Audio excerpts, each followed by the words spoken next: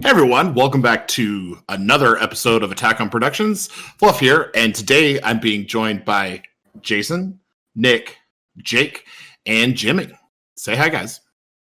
What's going on, fellas? Hi. How is it, everybody? I'm not used to being last. Yeah, I'm usually first. I was expecting, because you didn't say my name, I was expecting to be like, and as always, we don't lost Bancroft done. Yeah, but like as always, but you know what? You are last though. You're my right hand. But today we've got a match between Jason playing Red Brawly. We've got Nick playing Gogeta Xeno. Both of these decks are a ton of fun. Before we get into the match, make sure to do the YouTubey stuff. We're begging you. Like, subscribe, comment, whatever.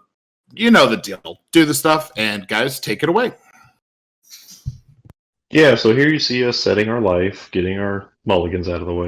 Why do you set your life? I like to play the game properly. Okay. Just making sure. I don't like to auto lose. If I lose on my own terms, and it's not from technicalities.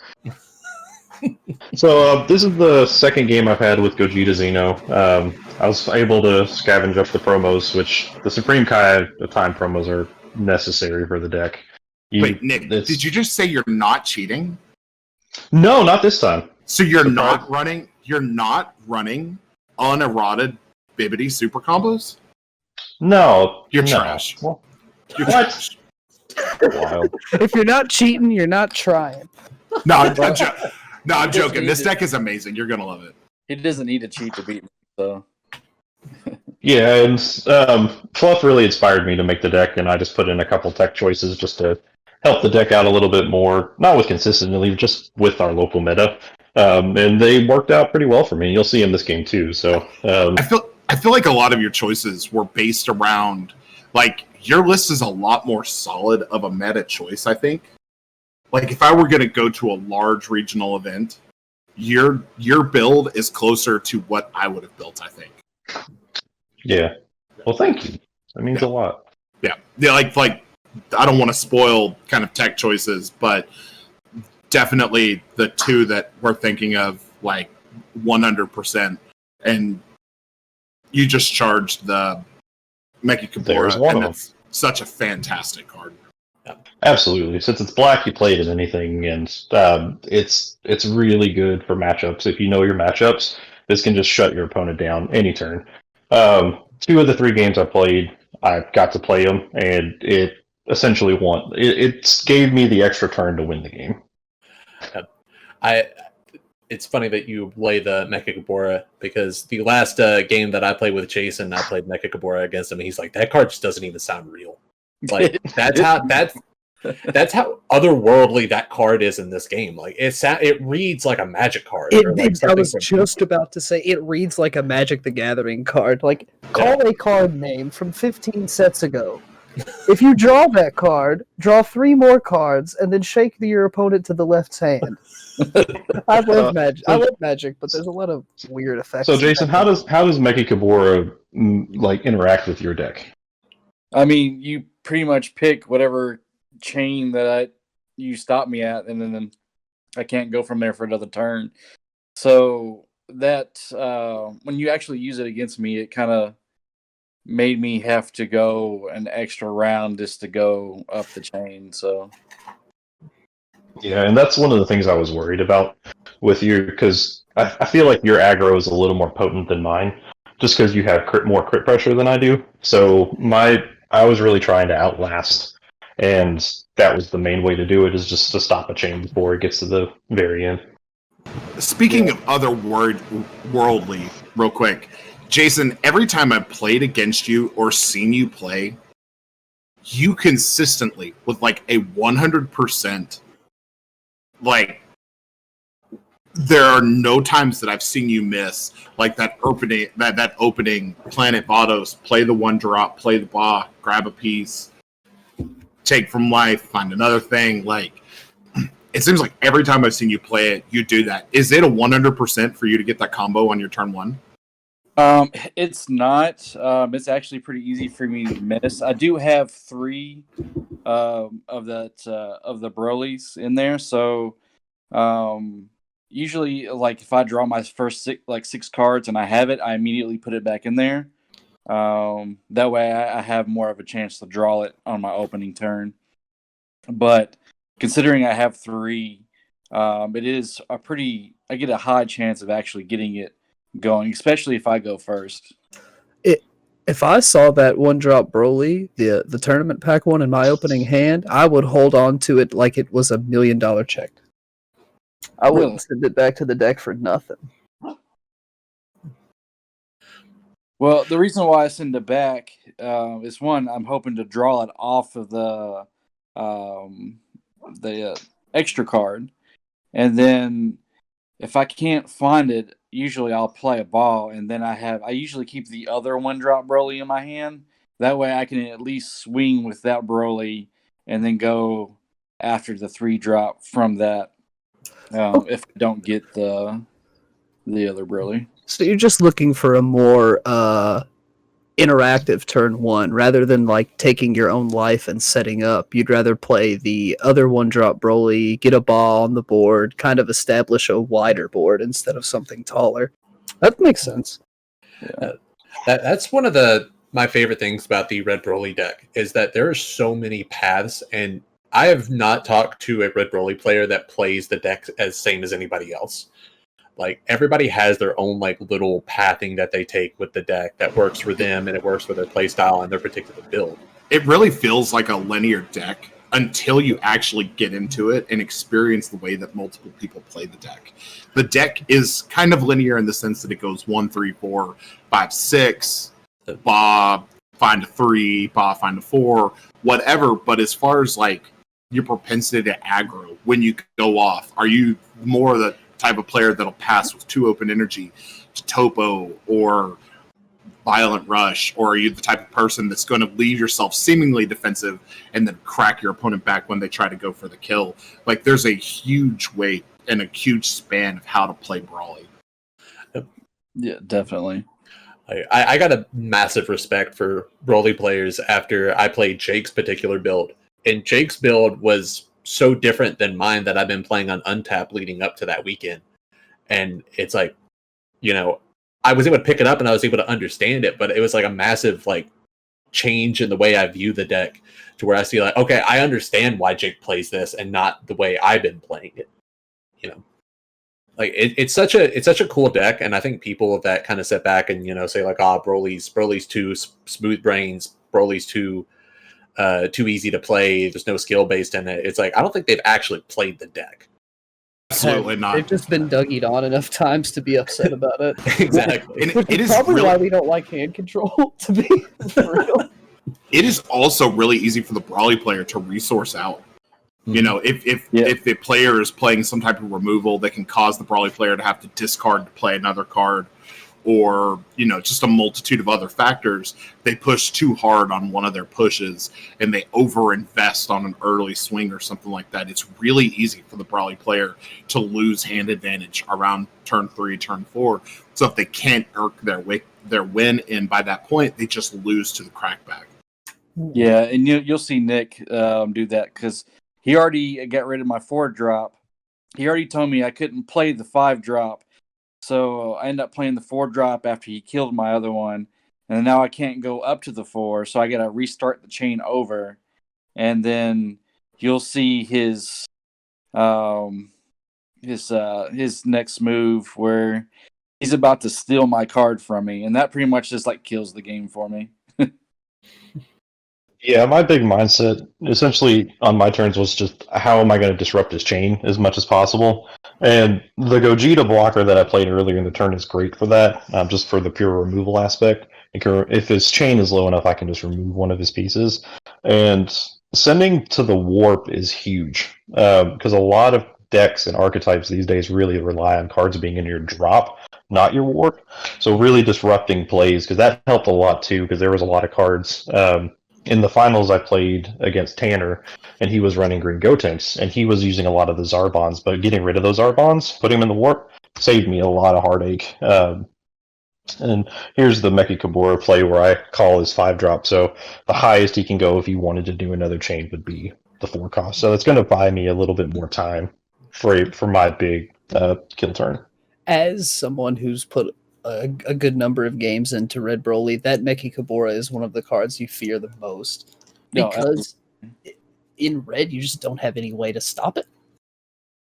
not yet. And it has deflect, does it not? I think Yeah, it has deflect. Yeah, so you Does- can't so- even so it's- denial it. Well, and I got to So imagine.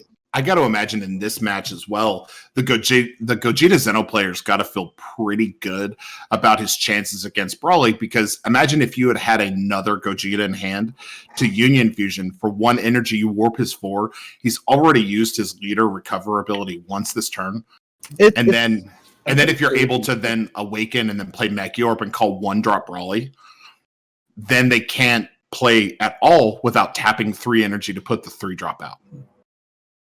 Yeah, so there's a lot of flexibility when it comes to hitting the right spot, and that's where Mechikabura really shines. It's just if you know the matchup, if you know the archetypes and the decks you're playing, you can call the right thing and then just stop an entire turn or stop their kill.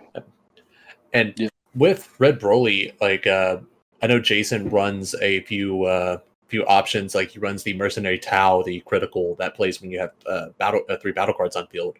Yes. So even if you were to play Mechikabura and call a 5-drop Broly and he's limited to the 4-drop, Broly still has a lot of options. That it depends on the build, of course. If you're just playing the straight chain build, then yeah, you're kind of stuck. But if you run something like the Piccolo Unison, is it Piccolo Jr., the -6 plays out 2 red battle cards from the deck? Yep. Unison, So you can go wide field and then kill based off of board presence and the low cost swings instead of having to go for the big tall swings, which Broly can change gears on a dime if you have the correct cards. But Mechikabura is still a very, very strong card in the matchup, just due to if you're playing the chain route, then you're kind of screwed. Yeah. Well, and Jason and I had played a couple times before, but we played in the last round on Saturday, and he had an extremely wide board against me. And then he ended up putting the Tau out, which I wasn't calculating in my defenses. And I think I ended up having to take a critical swing from that, or comboed off something that I didn't want to get rid of. And it was just, I wasn't expecting it because I hadn't seen it. Like, it was a really good kind of out of nowhere, no energy investment, pressured strike. And against the pressure that Brawly already adds in, it's just the perfect kind of pressure. Yeah, and that's this past Saturday was the first time I put 2 of those in my deck over this weekend. So this was the first weekend I get to play those 2 cards. I'm definitely going to keep those in because those definitely, even though I didn't win this match, it definitely helped me out on Saturday for sure. And we touched on it on the last time you were on the channel that you do not run the SS4 Broly Secret Rare. You run Heroine's Lineage in the list. Yes, that is. Was that still good for you this week, as it was the week before, and from your test games that you had played with it?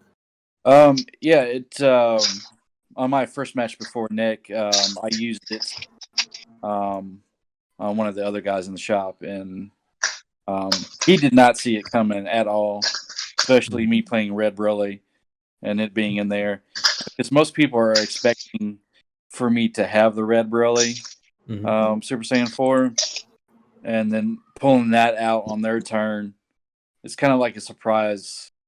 Kind of like a surprise attack. I get to take your card. Exactly. So it helps me out way more than the Super Saiyan would. Although you're about to see Nick use it here in a second on me. Yeah, and here's my second tech choice, and this is the Demigra from Draftbox 6. Incredible for mono black. Just the Dark Overrealm where it sticks on the board, and the free removal and the hand control presence is just phenomenal. I only run 2 because that's all I had access to, but I still was able to see it every game because Gogeta Xeno runs through the deck pretty quickly. And then once you establish it on board, if it stays longer than a turn, it just puts in so much pressure. It's phenomenal. Yeah, when I played Gogeta, I used my overwhelms to feel the consistency of the deck. So it was either filter the deck, set up the warp, or return critical pieces from the warp back to hand. And that's how I decided to use overwhelms. But I think that Demigra is such a good call because Xeno Gogeta wants to go into this range where basically based on the way that you're playing with PyCon, the one drops, the cheap union fusions and stuff like that, Demigraph ripping that one card out of hand turn to turn is just enough to get you through, especially if you're playing against something that's blue, where the game might go longer anyway, and you've got a couple of those one drop Gokus up, and they decide to negate to keep from having to take a double strike or something like that. Then they're going to lose multiple cards out of their hand, and they're just going to hemorrhage resources. Yeah, and that's exactly what happened. The whole night, actually, the True Fighting Spirit coupled with the Demigra is just huge because especially another game I'm going to reference with Tanner. Even in this game too, some of the negates where you have to drop a card from your hand, you're going to lose like 3 or 4 cards from your hand just from negating an attack because. I think Jason, not this turn, but he does play Is That All You Got to neg, but while the Goku is still on board, he drops a card to do the neg, and then he warps another card. So he spent 3 cards to try to stop one attack, potentially 3. And by that time, even in my other games too, like by that time, they almost had no hand, so I can do whatever and finish my turn easily. Yep.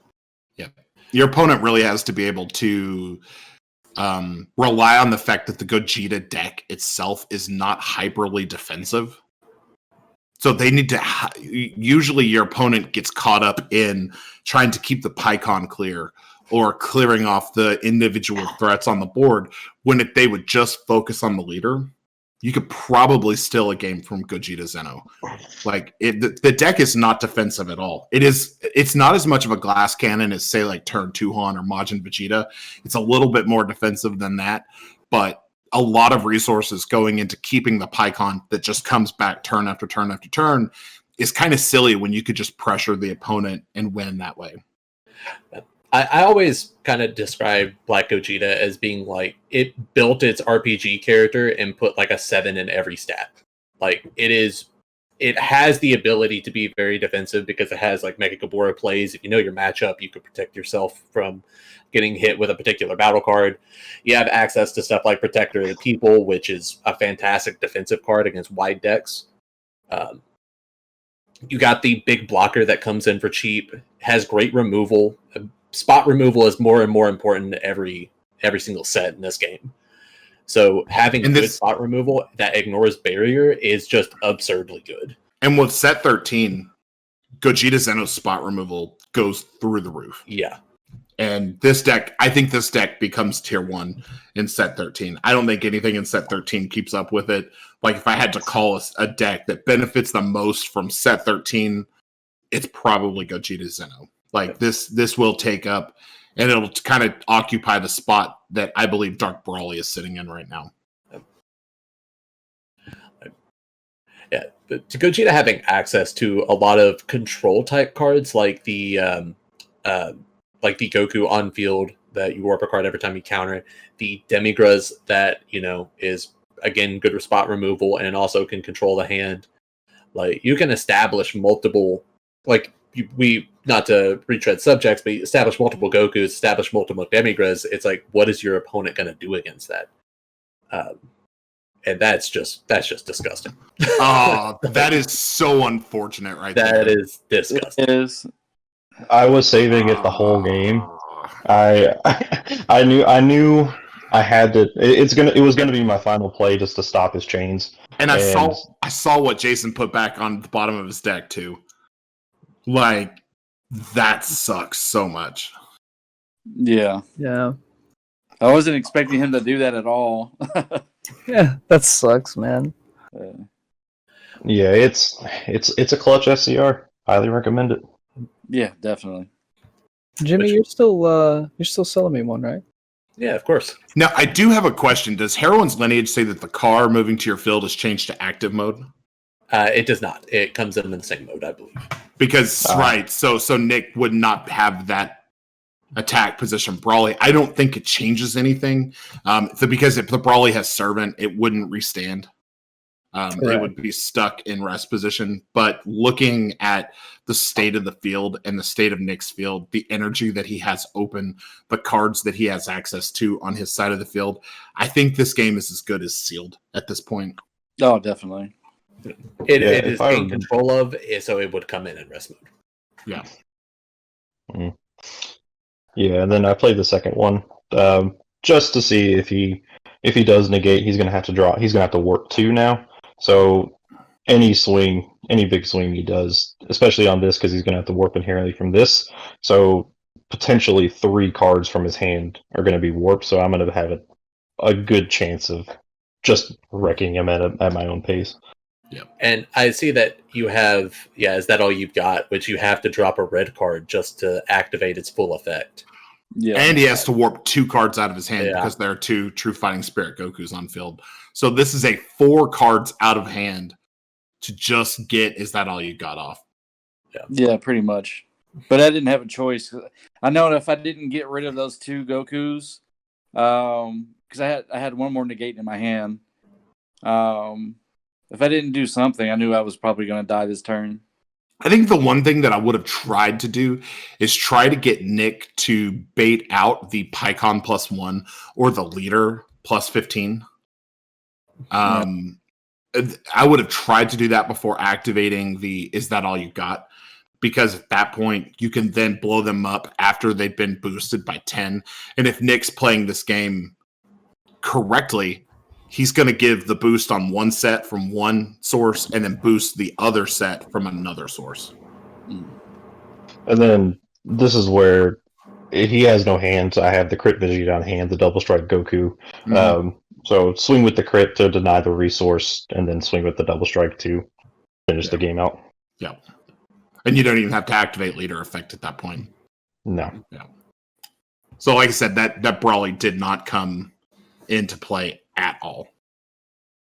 Yeah, no. Yeah, that was so good. Well, I guess that's it. You guys both did awesome. Jason, Nick, thanks for your time on camera. Thanks for commenting on it. I guess time for last words. Jason, last words? Yeah, don't play Nick. Nah. Nick does always play degenerate stuff, so it's okay. It's one thing we all have in common. Nick, final words. Yeah, they told me to get off hand control, but I just found another way of hand controlling, and I love it. Gogeta Xeno like might be that. worse than Green. Might be. Hey, you've heard it here first. Yeah, it might be. Tell your friends. Jake, final words. Nick has abandoned Green, so I could adopt it. Yeah. No, I'm just playing, y'all. If you want to win, you got to practice and practice against Gogeta because it's on its way up. Yeah, it is. And Jimmy, final words. Can we actually have a little moment of silence for Bancroft? He passed away this morning due to a bad case of erectile dysfunction. So let's just have a little moment of silence as we close out this video. And that's enough of that. As always, read your cards, know your plays. Let us do mistakes. Let us make mistakes so you don't have to. And as always, fluff the fuck out.